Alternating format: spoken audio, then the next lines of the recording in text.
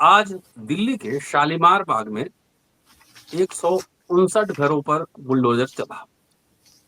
लोग कोर्ट भी गए, सुप्रीम कोर्ट तक गए, लेकिन कोई राहत नहीं मिली। सोशल मीडिया अगर खंगालेंगे तो रोते बिलखते लोग आपको मिलेंगे। हिंदू मुसलमान के नाम पर वोट दिया था, हिंदू को वोट दिया था, लेकिन हिंदू ही हिंदू के घर तोड़ रहे हैं। रेखा गुप्ता को लेकर कई टिप्पणियां आ रही है सोशल मीडिया पर। बहरहाल ये राजनीति का कॉर्पोरेट मॉडल है। राजनीति में तो कॉर्पोरेट है ही, लेकिन इसका इम्पैक्ट, इसका प्रभाव समाज, संस्कृति, मीडिया घरानों, संस्थानों, सब जगह देखने को मिल रहा है। तो क्या न्यायपालिका इससे अछूता है? हाल ही में कई इस तरह के फैसले आए हैं जिसकी समीक्षा किया जाना बेहद जरूरी है। Jail is exception, bail is rule. कहा तो ये गया था, लेकिन उमर खालिद को छोड़कर। ट्रेड यूनियन का मसला आपके सामने है। सुप्रीम कोर्ट में गया न्यूनतम मजदूरी को लेकर, जो डोमेस्टिक हेल्प होते हैं उनके लिए, लेकिन याचिका खारिज कर दी गई। और यह भी कहा गया, बताया गया कि भारत के औद्योगिक विकास में ट्रेड यूनियन एक बड़ी बाधा है। सेबी सेबी का नाम आपने सुना ही होगा, securities and exchange board of India. 447 crore रुपए देने का आदेश रद्द कर दिया गया, हालांकि 25 करोड़ का जुर्माना बरकरार रखा गया। फिर रिलायंस 447.27 करोड़ रुपए 12% सालाना सिंपल इंटरेस्ट के साथ लौटाने का निर्देश भी रद्द कर दिया गया। इसके अलावा सबसे महत्वपूर्ण, अभी हाल ही में आपने देखा होगा, बिहार में चुनाव हुआ, एसआईआर हुआ, बंगाल में चुनाव हुआ, एसआईआर हुआ। और एसआईआर को लेकर किस किस तरह की विसंगतियां सामने आई। 27 लाख लोगों का मसला था, लेकिन कहा गया कि अगले इलेक्शन में आप वोट दे लीजिएगा।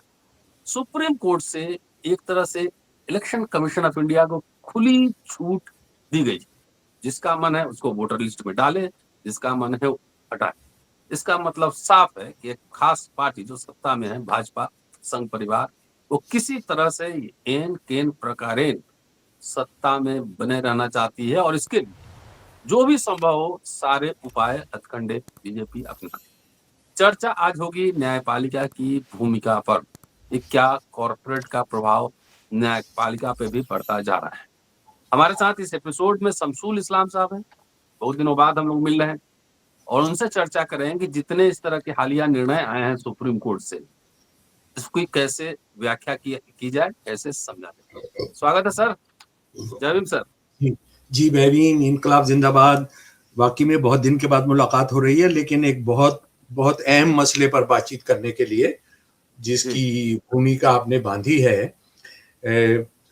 मैं अब इस बात से इत्तेफाक करता हूं, जो बहुत लोग उस राय के हो गए हैं और वो सोचते हैं कि ऐसा ही हो कि कम से कम जो उच्च न्यायपालिका है, सबसे ऊंचे की जो न्यायपालिका है, सुप्रीम कोर्ट और हाई कोर्ट से, उनको तो भंग कर दिया जाए। उनकी कोई इम्पोर्टेंस नहीं है, उनका कोई अहमियत नहीं है। और जो आपने एक शब्द इस्तेमाल किया था कि राजनीति का कॉर्पोरेटाइजेशन हो गया, तो वो इस वक्त जो है सुप्रीम कोर्ट और हाई कोर्ट, जो हायर जुडिशियरी है, उनका पूरा कॉर्पोरेटाइजेशन हो चुका है, यानी उनका निगमीकरण हो चुका है। मैं एक बहुत ही सीनियर कॉन्स्टिट्यूशनल एक्सपर्ट से बात कर रहा था, तो उन पे चर्चा इस पर हो रही थी कि ये जैसे जजेस आ रहे हैं, ये क्यों सारे के सारे एक ही रंग के रंगे हुए हैं। तो उन्होंने बताया कि पहले ये होता था कि राजनीतिक पैतरेबाजी होती थी, पार्टियों की पैतरेबाजी होती थी, जो रूलिंग पार्टी होती थी उसके अंदर जो ग्रुप्स होते थे उनका झगड़ा होता था और जजेस की नियुक्तियां होती थी। अभी क्या है, वो सब नहीं हो रहा है। अभी कॉर्पोरेट्स ने पूरे अपने कंट्रोल में ले लिया है। अब किसी को कोई पैसा खिलाना या पैरवी करना या भागदौड़ करना उसकी जरूरत नहीं होती है। मेंबर पार्लियामेंट के पास घूमना, मिनिस्टर्स के पास घूमना, रूलिंग पार्टी का जो कंट्रोलिंग जो लीडरशिप होती है उसको करने की जरूरत होती है। अब जो कॉर्पोरेट्स हैं, नेशनल और इंटरनेशनल कॉर्पोरेट जो हैं, वो मैनेज करते हैं कि किसको हम लेकर आएंगे और किसको नहीं होने देना है। और वो इतना साफ है कि आप जो है जिसको नहीं चाहते हैं उसके लिए आप 6-6 महीना, 8-8 महीना, 1-1 साल आप उसको लटकवा देंगे, उसके बाद उसकी उम्र बीत जाएगी। और जिसको ले आना चाहते हैं उसको आप रात को 12 बजे भी उसका ऐलान करवा देते हैं। तो ये बड़ी बड़ी खराब स्थिति है दुनिया के सबसे बड़े प्रजातंत्र के लिए। और एक बात जो हमें याद रखनी है कि जो ये सुप्रीम कोर्ट और हाई कोर्ट्स का जो पतन हो रहा है, यानी ऐसा नहीं है कि इसमें ईमानदार जजेस खत्म हो गए, लेकिन अभी जिनका बोलबाला है वो है जिनको जनतंत्र, प्रजातंत्र, सेकुलरिज्म, जस्टिस, बाबा साहब या आजादी की लड़ाई से उनका कोई लेना देना नहीं है। हम जानते हैं कि एक बड़ा मुख्य न्यायाधीश जो जिन्होंने मोदी जी को गणपति पूजा में अपने घर पर भी बुलाया था, वो एक फैसला देकर गए हैं कि ये जो हमारे देश में जो समाजवाद की जो बात है और पूंजीवाद के विरोध की जो बात है, ये फजूल की बात है, इस सबको निकाल देना चाहिए। मैं किसकी बात कर रहा हूं, मुझे लग रहा है कि चंद्रचूड़ जी, चंद्रचूड़ साहब जो है वो इस बात को कहकर जा चुके हैं। और उससे पहले भी बहुत इस देश को शर्मसार किया है सुप्रीम कोर्ट के बहुत सारे निर्णय ने। जैसे मैं कुछ आपके सामने रखूंगा। मथुरा रेप केस, ये मथुरा एक बच्ची थी, एक आदिवासी बच्ची थी, गढ़चिरौली की अपना महाराष्ट्र में, और वहां पर पुलिस वालों ने इस बच्ची को उठाया, जवान बच्ची, और इसको कस्टोडियल रेप किया 2 पुलिस वालों ने। ये 26/3/72 को, 26 मार्च 1972 को।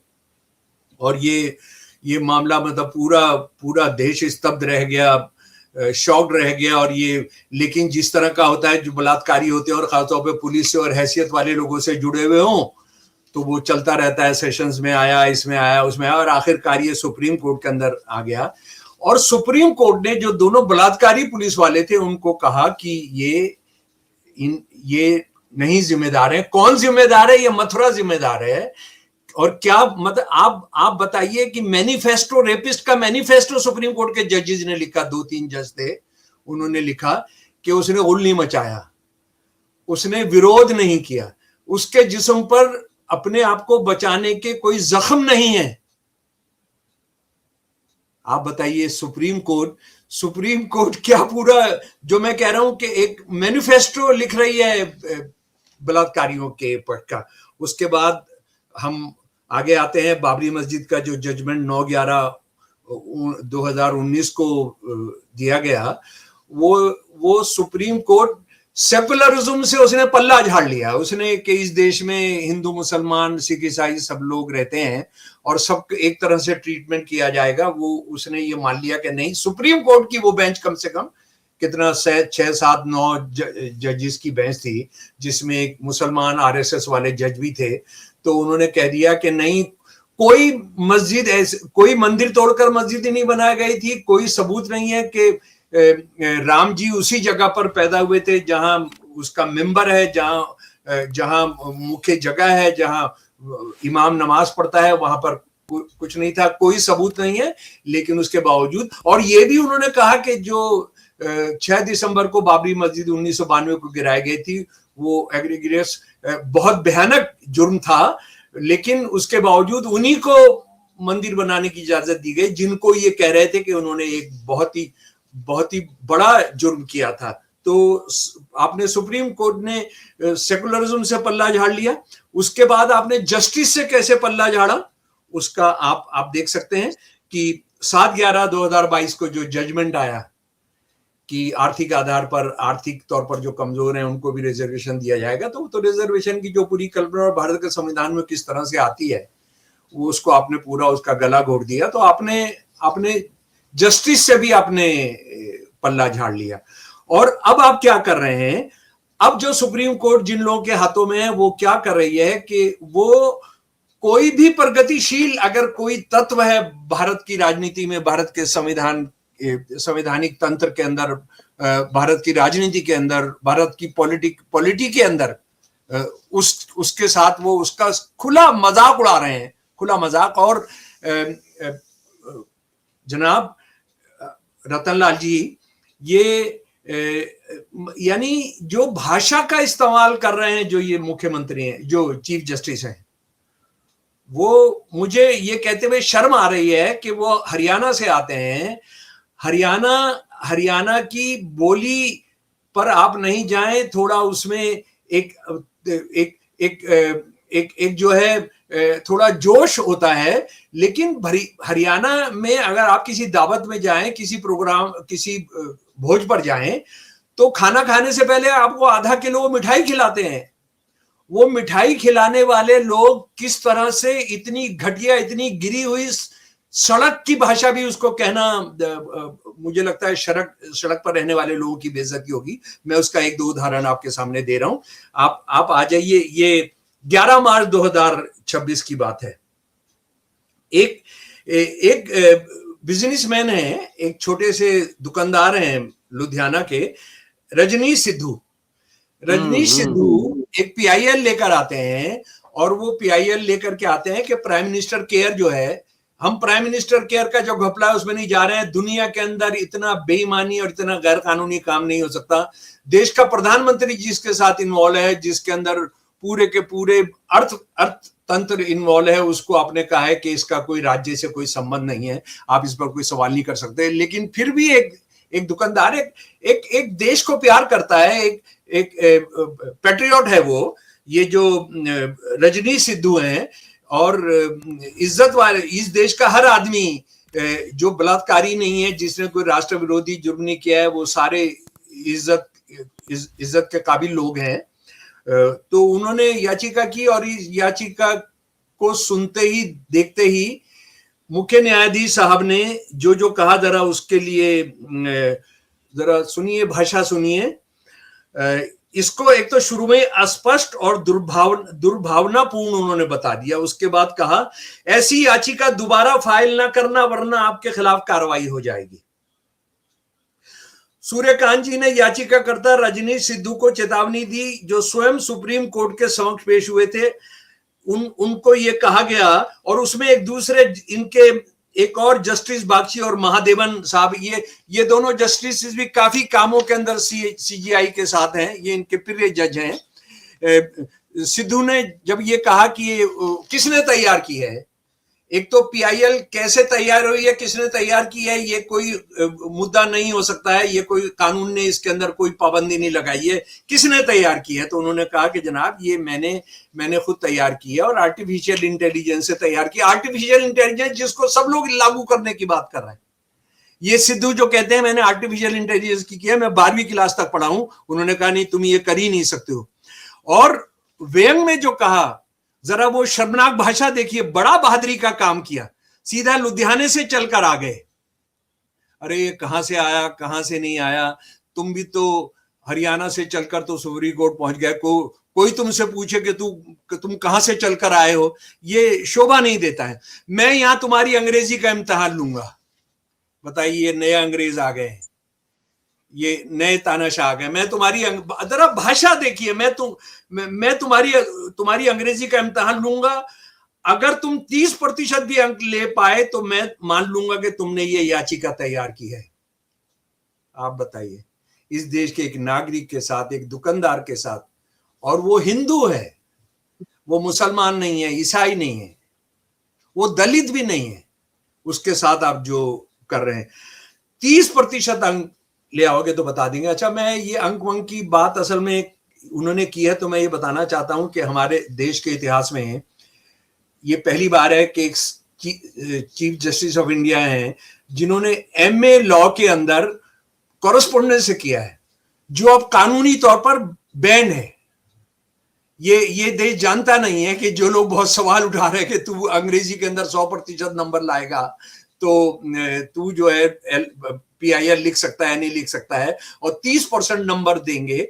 वो जो रास्ते हैं, छोटे छोटे रास्तों से निकलकर आप आए हैं, चीफ जस्टिस बने हैं। और उसके बाद उन्होंने कहा कि मुझे एक चीज का मीनिंग बताओ। वो जाहिर है वो उसका नहीं बता पाए, तो श्री सिद्धू ये किसी वकील ने लिखकर आपको दिया है, आप बस स्क्रिप्ट पढ़ रहे हैं। अरे भाई, वकील ने लिख कर भी दिया है, लेकिन वो ये बंदा कह रहा है, ये सिद्धू कह रहे हैं कि जनाब मैं लेकर आया हूं, मैं खुद हाजिर हुआ हूं। और आखिर अपनी बात बंद कैसे करते हैं, मतलब इस देश ने ये सब भी देखना था। जाओ लुधियाना में 2-3 और स्वेटर बेचो। जिन लोगों का काम है ऐसी याचिका दायर करना, वो आपके खर्च वसूल कर नुकसान करा देंगे। अब आप बताइए कि आप अहंकार, उस जातीय अहंकार भाषा, 2-3 स्वेटर बेच लो, यानी तुम बहुत जलील आदमी हो, तुम बहुत नीचे दर्जे के आदमी हो, तुम्हारी औकात 2-3 से ज्यादा स्वेटर बेचने की नहीं है। मान लीजिए ये भिखारी ही होते, तो भिखारी को क्या पेयल करने का अधिकार नहीं है? हमारे जो मुख्य न्यायाधीश हैं उन पर चर्चा पूरी नहीं हो सकती अगर मैं सुनने वाले दोस्तों के साथ, साथियों के साथ, हिमांशु कुमार जी जो एक बड़े योद्धा हैं, जनतंत्र के लिए, इस देश के नागरिक अधिकारों के लिए, इस देश की अस्मिता के पहरेदार हैं, उन्होंने एडवोकेट रश्मि चौधरी के साथ मिलकर जो एक सोशल पोस्ट की है वो मैं पूरी सुना दे रहा हूं, और वो उसको याद रखिएगा और सुनाइएगा।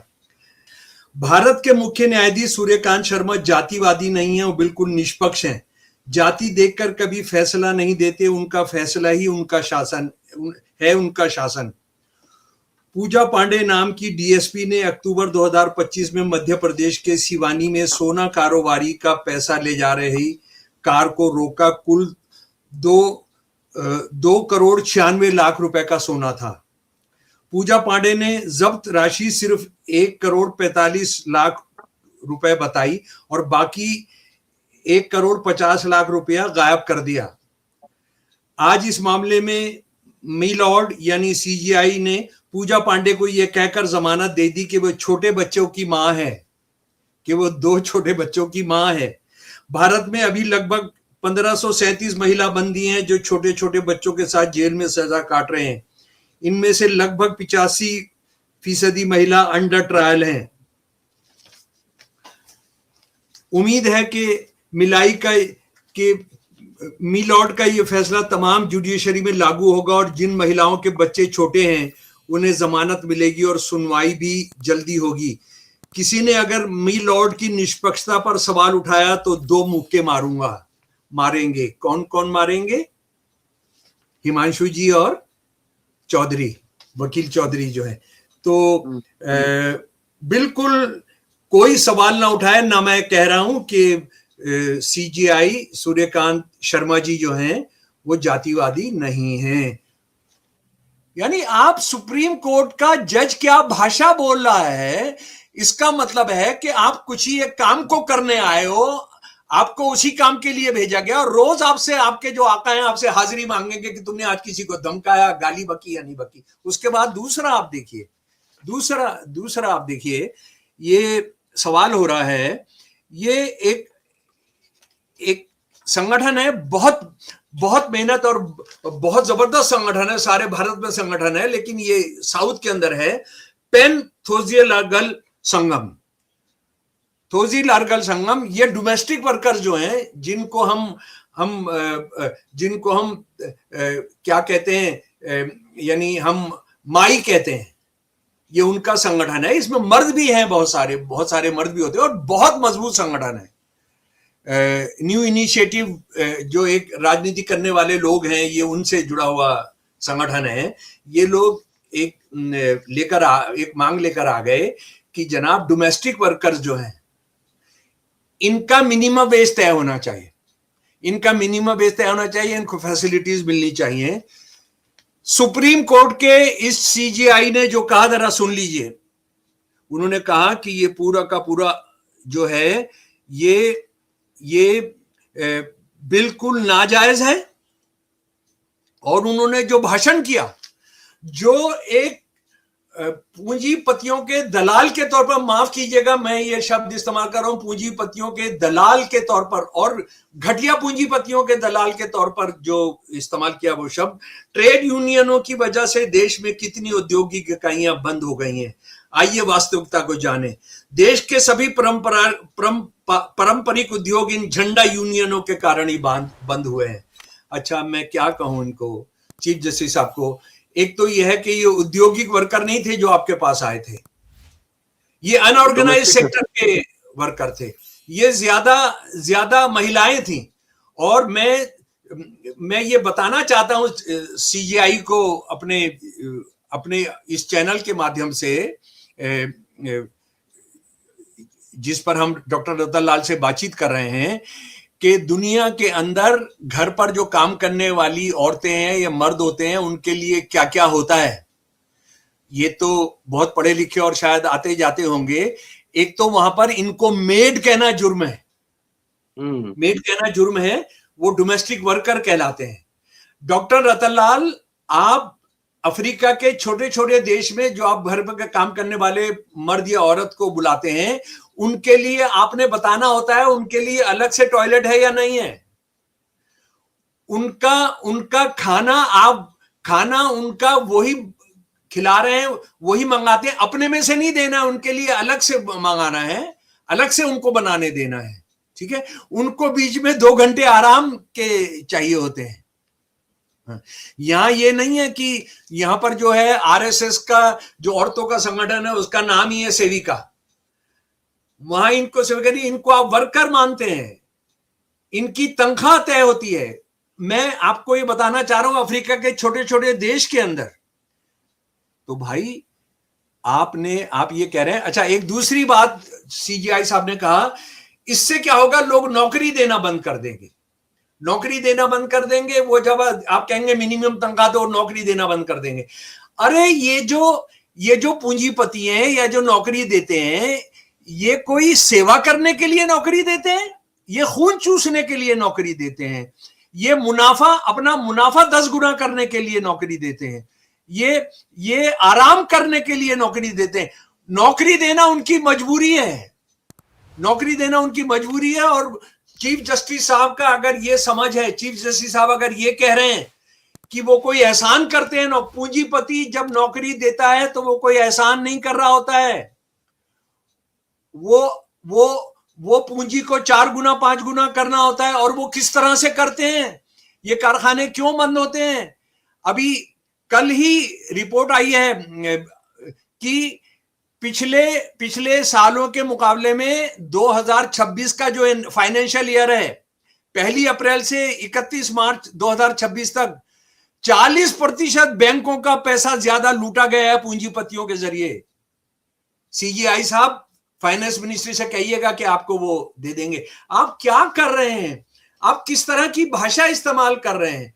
और अगर आपको लग रहा है कि यहां आपके पास गंदे बिछड़े हुए लोग जिनको अंग्रेजी नहीं आती, जिनको जानवर हैं वो इंसान बनने का हक नहीं है, तो आप क्यों बैठ रहे हैं सुप्रीम कोर्ट में इन लोगों के लिए, इनकी बात सुनने के लिए। आप जाइए ना आईएमएफ के अंदर, आप जाइए ना इंटरनेशनल कोर्ट ऑफ जस्टिस में, आप जाकर वहां कोई नौकरी ले लीजिए। लेकिन आप यहां रहेंगे, आप ये सब परेशानी उठाए नहीं है क्योंकि आपने कॉर्पोरेट्स की सेवा करनी। जिस तरह की हरकतें हो रही हैं कि ये आपने उसका उदाहरण भी दिया कि सुप्रीम कोर्ट किस तरह का काम कर रही है। सुप्रीम कोर्ट ने, ये इंडियन एक्सप्रेस की 30 मई की रिपोर्ट है 2026 की, यानी ये 2 दिन पहले की रिपोर्ट है। आज क्या है, 31 जी, कल की रिपोर्ट है ये, कि जो पहले से ही सरकारी कब्जे के अंदर है, वो जो कमेटी जिसके आपने नाम लिया था, securities and exchange board of India, इसने एक जुर्माना लगाया था, और जुर्माना नहीं दोगे उस पर 12% से तय किया था, ये रिलायंस इंडस्ट्रीज पर, और उन पर ये कहा गया था 447.27 करोड़ का जुर्माना लगाया गया था। ये आरएसएस के हाथों की संगठन है, ये मोदी के जो पूंजीपति हैं उनके कंट्रोल वाला संगठन है, उसने लगा दिया था कभी ये। लेकिन जस्टिस जेबी पर्दीवाला और महादेवन, ये वही महादेवन है जो सीजीआई के साथ काफी उसके अंदर रहते हैं, उन्होंने कहा कि बिल्कुल नाजायज है, ये नहीं किया जाना चाहिए। अच्छा, इस फैसले की एक और बहुत शर्मनाक बात देखिए कि ये जो पूंजीपति हैं और ये जो लोग हैं, ये गुजरात से संबंधित हैं। रिलायंस गुजरात की कंपनी है, देश की कंपनी है, लेकिन गुजरात बेस्ड है। आमतौर पर यह किया जाता है कि ऊपर से भी लगे कि न्याय हुआ है तो आप उस क्षेत्र के किसी जज को नहीं लेते हैं फैसले में, लेकिन आप देखिए पारदीवाला साहब को उस फैसले के अंदर लिया गया। और यानी ये कैसे हो सकता है, क्यों हो सकता है? जस्टिस की कोई अंदाज किसी भी रूप में आप रखेंगे नहीं रखेंगे। उसके बाद आप देखिए कैसे जनतंत्र की हत्या सुप्रीम कोर्ट कर रहा है। और इसके लिए मैं आपसे निवेदन करूंगा सारे दोस्तों को कि मई 29 को इंडियन एक्सप्रेस का एडिटोरियल, इंडियन एक्सप्रेस कोई मजदूरों का अखबार नहीं है, इंडस्ट्रियल कोई क्रांतिकारी नहीं है, लेकिन इंडियन एक्सप्रेस को यह पता है कि अगर इस देश में प्रजातंत्र खत्म हो जाएगा तो पूंजीवाद को चलाना भी मुश्किल हो जाएगा। उन्होंने पूंजीवाद ने जो संस्थाएं बनाई हैं वो इसलिए बनाई हैं ताकि स्थिरता रहे, स्टेबिलिटी रहे, सब कुछ खत्म हो जाएगा। उसका जो एडिटोरियल है डॉक्टर रतन लाल जी, मैं थोड़ा सा लंबा है लेकिन उसका हिंदी मैंने किया है, जो आपको मैं अपने साथियों को पढ़कर सुनाना चाहता हूं। ये क्या है सर जी, ये सर हम जानते हैं किस तरह से हुआ है, क्या हुआ है, उसके अंदर कैसे बिहार के अंदर घपला हुआ और बंगाल के अंदर चुनाव होने जा रहा था, लेकिन उसका इंतजार नहीं किया कि हम इसको बाद में करेंगे, उसको कराया और उसके बाद 1 करोड़ लोग बाहर गए, लेकिन 27 लाख लोग वोटर जो कहा कि ये वोटर हैं, कब वोट देंगे? सुप्रीम कोर्ट ने कहा अरे बहुत सारे चुनाव आएंगे, बाद में वोट दे लेना। और उन्होंने सर को लेके और जो इलेक्शन कमीशन को लेके जो फैसला दिया है, लंबा है, जरा गौर से सुन लीजिए। ईसी को कई सवालों के जवाब देने हैं, इलेक्शन कमीशन को कई सवालों के जवाब देने, लेकिन सुप्रीम कोर्ट ने उसे खुली छूट दे दी है और भी बहुत कुछ दिया है। ये हेडिंग है उस एडिटोरियल का। बिहार में चुनाव आयोग द्वारा एसआईआर का संचालन और फिर विशेष रूप से पश्चिम बंगाल में इसके क्रियान्वयन के तरीके ने चुनावी निष्पक्षता और मतदाता समावेशन की अनिवार्यता के बीच नाजुक संतुलन पर महत्वपूर्ण प्रश्न उठाए। व्यापक चिंताएं हैं कि चुनाव आयोग की कार्रवाइयों ने नागरिकों के खिलाफ संतुलन बिगाड़ दिया है। कमजोर मतदाताओं पर सबूत का बोझ डालकर एक बोझिल दस्तावेजीकरण प्रणाली लागू करके, मतदाता के लिए समय सीमा कम करके और अपील प्रक्रिया के लिए कोई समय सीमा निर्धारित न करके, इसी के कारण पश्चिम बंगाल चुनाव में लगभग 27 लाख मतदाता मताधिकार से वंचित रह गए।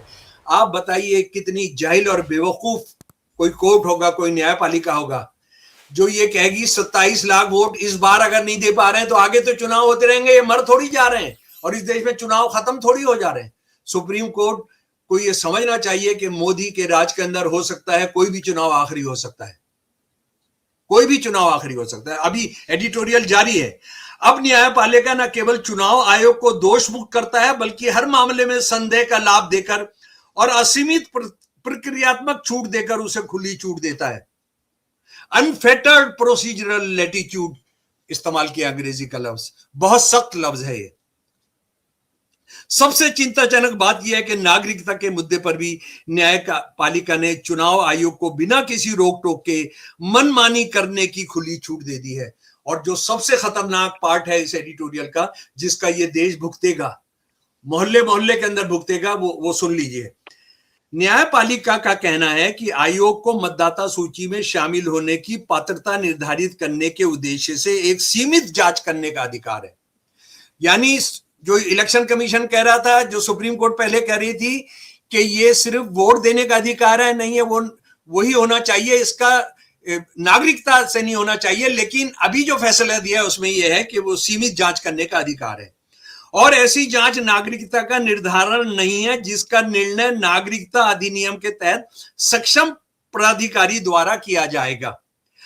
अब तक तो सब ठीक है, लेकिन फिर न्यायपालिका उन लोगों के लिए न्यायिक समीक्षा के अधिकार की बात करते हुए जिनके नाम गलती से हटा दिए गए हों, उचित प्रक्रिया का उल्लंघन करते हुए निर्देश देता है कि यदि चुनाव आयोग इस बात से संतुष्ट नहीं है कि कोई व्यक्ति मतदाता सूची में शामिल होने के लिए वैधानिक शर्तों को पूरा करता है, तो इसे 4 सप्ताह के भीतर इस व्यक्ति को सरकार के सक्षम प्राधिकारी के पास भेजना होगा।